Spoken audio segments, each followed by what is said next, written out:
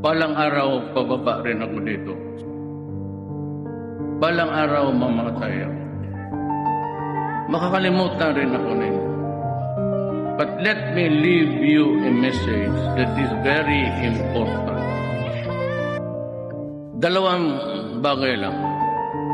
If we do not have peace and order, at if we cannot stop corruption, this government, our country, will never develop. Baski ibigay mo sa isang tao ang termino ng presidency for 5 terms. Pagbagulo pa tayo after me, or it worsens after me, at if we cannot stop corruption,